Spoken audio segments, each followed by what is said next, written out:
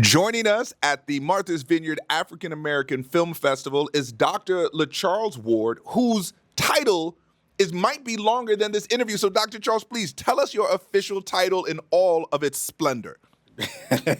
Thank you.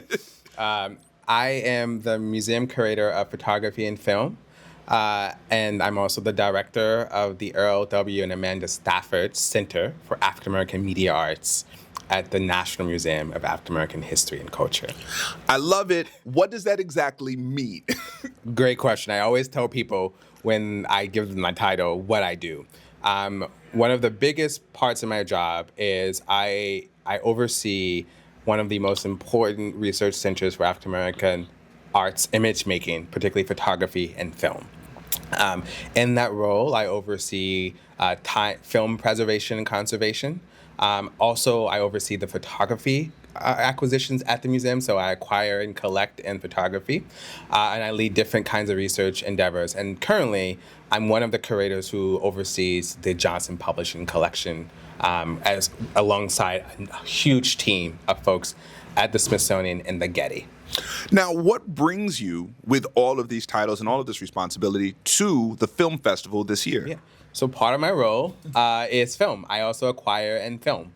But I also, it's one of my research areas, it's one of my collecting areas. And so because of that, traveling to film festivals is a part of my job. And there are a number of them that are important to travel to, one of which, of course, is the Martha's Vineyard's African American Film Festival, which this is my first time here, and I'd always been wanting to attend. And so there was an invitation to come and speak, which was great. I accepted that, and I'm here, and I'm looking forward to all of the great films and conversations to follow. And you also are an expert, well, should we say expert on Black dandyism? I would not say that I'm an expert on Black dandyism. I am a scholar, a historian of photography, where fashion is very much part of photography.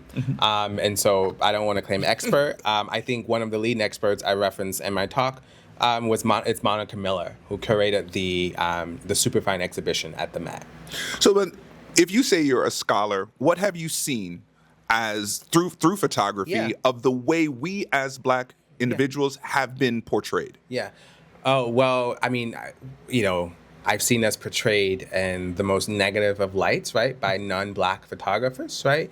But also in the most gorgeous and transformative and at scale ways by Black photographers. I think one of the most beautiful things about photography is that there's a way to capture the splendor of Blackness and Black people if you're committed to them as a whole way of life.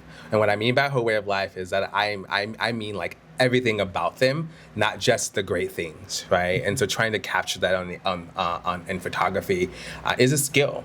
And to see it is to witness something spectacular. And that includes film too, right? So photography, of course, we think still image, but film is a time-based media, so it has a timestamp. People always ask what the time-based mean. It's a timestamp. And what it means to capture like Black living, Black everyday life, right? And I think that seeing that and knowing that is the work of photographers and filmmakers brings me a lot of joy, right? And that's just one medium where we can capture the complexity of Black life.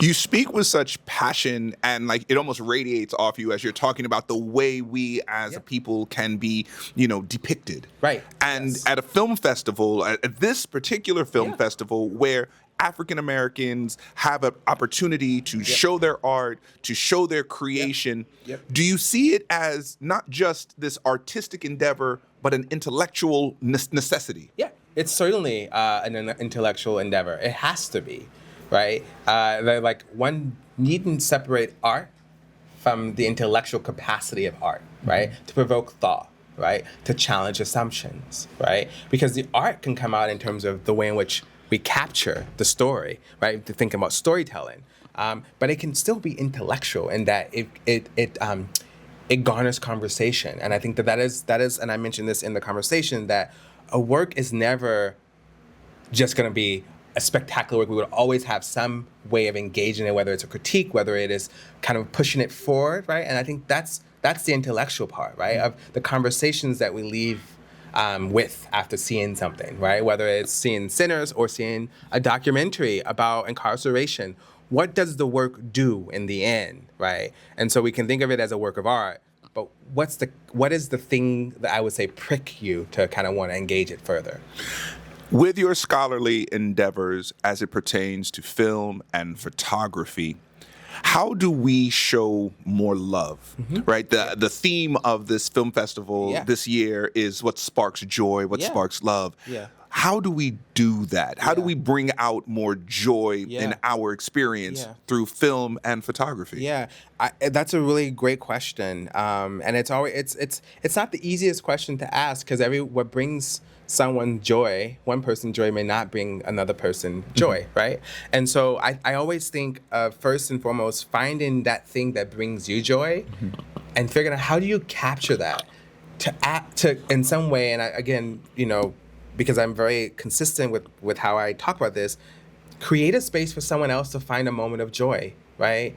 And and if you can leave someone wondering, okay, this brought this person joy because it's clear from the commitment to the work, what is it that brings me joy? And sometimes the best work does that. It creates a pocket of air to say, maybe I can go do this thing, right? Whether it's filmmaking, whether it's photography, whether it is printmaking, whether it's painting, whether it is journalism, something that compels you so deeply to do the work, to bring yourself and others joy, I think is really it. And it's complicated because that it means trial and error sometimes, right? And that what brought you joy may not bring the next person joy. But one of the things that's so great about photography, even for the photographs that I may not feel so compelled by, I think in terms of the image. So I also think in terms of what work did it require to get this kind of composition? So maybe aesthetically, representationally, I don't like the subject of the photograph,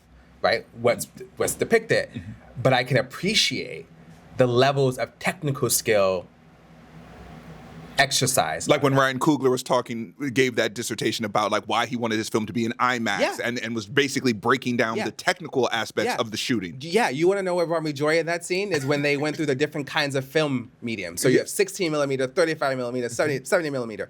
That I yelped with joy when I saw that, first of all, because I don't think people always think about film in that way. Yeah, not at all. But to have someone like Coogler to talk about that was extraordinary because it was a really good example of what it means to love something so profoundly that it's effortless when you talk about it, right? The love of film and the love of photography, for me, when I talk about it, it is because I love all of its glory, even the parts that I can do well. I am not a filmmaker. I am a scholar of film and photography.